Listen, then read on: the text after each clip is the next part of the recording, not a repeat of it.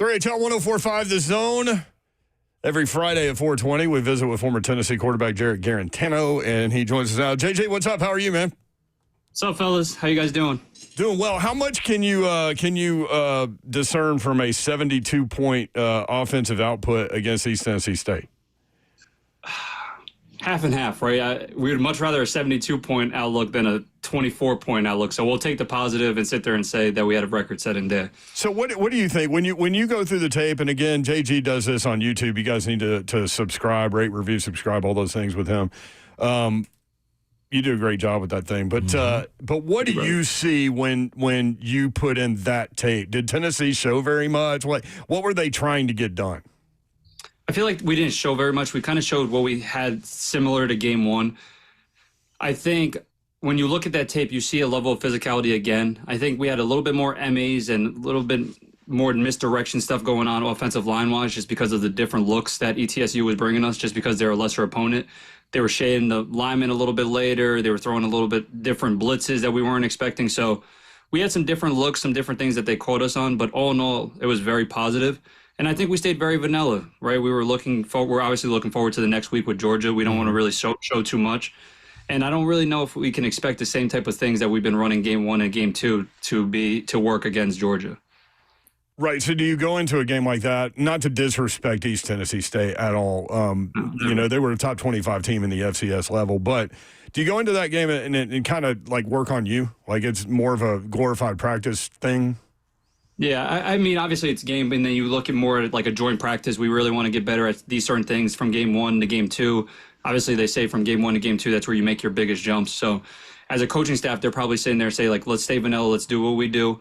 Let's see if we can make the corrections that we need to make going into this week, obviously expecting that we're going to have a really, really good matchup in game three.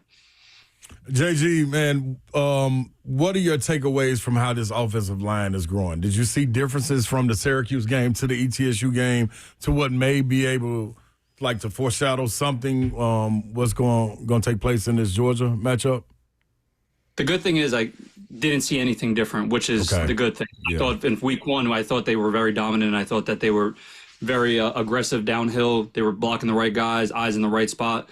Only thing, like I said, with week two, they kind of had some MAs just because of alignments and late things that ETSU was trying to jump off. Because from that level, from an SCS team versus an SEC team like that, you got to be able to do things differently than you would show on tape, or you got to do things to help your guys out because you just don't have the level of talent or level of body. So outside of just schematics and some MAs, I thought the level of physicality, the pass blocking, it didn't even look like Joey got even close to touch realistically. Yeah. Super clean. Another week of no sacks. That's obviously a plus all around for the team as a play caller, as a quarterback, O-line, wide receivers, tight ends. That's a joint effort. So very positive week two. Same thing is similar to week one. Yeah, you see guys on the outside winning and, going over 100 yards and things of that nature. What was the biggest thing in the passing game? Was it Joey? Was it the scheme? Was it those guys getting separation? What did you pick up off the guys on the outside? Week two was it was very similar to week one in this aspect of that pass game was very simple. I don't know if it changes. Obviously, I watched last year's game versus Georgia. It wasn't very much different, but it was very simple, and it just allows your players to play fast and play with speed. And that's really, they harp on that, right? And we have the guys to do it. Week two, you saw those guys kind of showing more of a vertical stretch and being able to shut down routes. I was talking a little bit on YouTube about the hinge route, the 15 yards back down the stem. So they were able to show different things. Obviously, in versus that team, I wouldn't expect them to play press or trying to really get exposed off of one-play explosive. So they were a little bit deeper off, and we did a very good job being able to catch the ball and run with it. A lot of yak opportunities. So are you seeing improved production and I don't know, technique and all of the things with the wide receiver group? Yeah, I definitely am route-wise. The one thing that definitely did fall off a little bit that I saw in week two was I don't think that we blocked as well on the perimeter. Obviously, this offense is predicated off the horizontal pass game as well as the vertical, and that just has to do with like the bubbles and the smokes and the thing that are flat down the line, RPO game. I think we need to be able to match their level of physicality, Georgia's level of physicality from the safety, from the cornerback position, probably where they're the strongest. And if we can block on the perimeter and get that ball outside, then we have the playmakers to be able to have explosives. What are your thoughts and takeaways so far with Miles Kisselman and Ethan Davis when given the opportunity, especially when playing together? I think, honestly, that 12 personnel from the first 2 weeks was, I think, the best thing that I saw, to be honest. Like, I thought Miles, and I thought, what was number 0's name? Ethan Davis. Yeah. Yep. Ethan, yeah, like, if you were on the YouTube videos, I'm like, number 0, I love that kid nonstop. I heard you talking about him the first week. I was like, yeah. Football guys are dude, like that, he though. was pancaking folks, dog. Dude, Yeah. he was playing the level of physicality that I love to see, and I didn't realize that he was 6'5", 250. Yeah. But the 12 personnel that we were showing, I thought that you can really get a lot out of that. That's one of my favorite personnels in football, right? It softens up the defense in the aspect of they can't really play much coverages, and they have to take that nickel out. So you're sitting there with a Sam linebacker in there. You're sitting there probably at a 4-4 or 5, whatever it is, 5-3, most likely single high if we're running the ball efficiently. I don't know how much of that will do versus Georgia. Yeah. Just because I think if we load the box and we do put that 12 personnel and run that dose look with the 2 tight ends, they're only going to heavy up the box too. I don't know if that's something that we're looking to do, right? Like, I don't know if we really want to match personnels with them yet. Maybe a year from now, 2 years from now, maybe we get to that point. Slay literally said that like 20 minutes ago. Yep. I don't know just yet. Like, what is it? The Lee Corso, not so fast. Like, I don't know if we're going to do it just yet, but if we can go in 11 and we can have Ethan in there for some rundown things, throw him off with some pass game play action, and then we have Miles running routes, certain different times, obviously second and short, we can go 12. I don't know if we want to live in it because I don't think we want them matching our personnel per se. What do you think about the run game? Obviously, they run 3 guys out there primarily, Peyton Lewis, Deshaun Bishop, Star Thomas. What are you seeing from those guys? Those guys are really physical runners too, and I didn't expect them to be able to catch the ball so well out the backfield. Right, you see the way that their run style is. You'd think that they were not really pass catchers, but they're super talented. Obviously, the whole group. They said that they're very close knit together. I saw a little interview. I think it was with Deshaun, but they're very close knit. They all have the same running style. Right, they're all able to get downhill. The counter power game has been awesome for Tennessee the first 2 games. This is where we're going to really need them big time. Obviously, like last year. Who was it? Sampson had a 100+ yard running game versus Georgia. Yeah. Right. We need to be able to have that explosive plays from the running back room, and then this year we obviously need to be able to stretch the field vertically and be a little bit better in the pass game than we were last year. Jay Guarantano on Twitter, on X, and also on YouTube. The YouTube channel is Jay Guarantano, Jay. JG, Nick Saban said today on the Pat McAfee show about Joey Aguilar. He said he's a lot better quarterback for Josh Heupel's system than Nico was. He said not to say anything negative about Nico. He just said that Aguilar executes Heupel's offense better than Nico did. And he started talking about the RPO game and that Aguilar reads that really well. He said Nico's a better athlete, but Aguilar executes the offense better. Is that something that you're seeing when you pop in the tape? Yeah, I would agree. And when Coach Saban says that, he's not talking about talent, right? Right. Obviously, Nico's a sophomore. Joey's going to be, is he a 5th-year senior this year? Yeah. Like, we're not talking about sitting here talent because I don't think that's really the question. I do think Nico's probably a more talented passer. Now, from the standpoint of quarterback play, Joey's playing a way better position than Nico was at that standpoint of from last year to this year, right? I think Joey's playing excellent in the aspects of doing the right things every play, right reads, not turning the ball over, knock on wood. That's what we can't have Saturday. But he's doing a really good job operating the offense. And that's what kind of Coach Saban's talking about. It's very visible that the offense is in sync. And when it's in sync and you're able to spit that ball out like Coach Heupel wants, and we're able to go fast pace, not a lot of MAs, accuracy, all those things, I think Joey's exhibiting very high quarterback play right now. Gunnar Stockton making his first true road start. His 4th start overall. He's 3-1, but first true road test. It's going to be an incredible environment. It's going to be loud. How difficult of a challenge do you think that will be for him? As soon as you said that, I felt like I was literally on the field right now just feeling the floor shake. Like, I already know that's how Neyland's going to be. It's going to be absolutely rocking. It's going to be his first SEC test, right? So we're not – as a coach, if I was a coach at Georgia, I'm not expecting to have to put the game in his hands. Yeah. And also, when you look at him talent-wise, I don't think he's really that quarterback anyway to put the game in his hands. Do I think Carson Beck is? Yeah, I think Carson Beck's significantly more talented than Gunnar. That doesn't have to do with who's a better quarterback for that system or what, but I just think Carson Beck is a better thrower of the football. He's more talented moving the pocket, throwing on the run, all those things.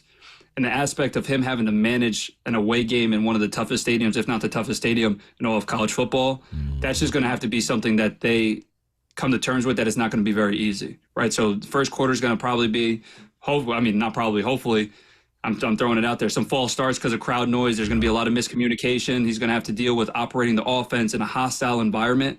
That's no joke.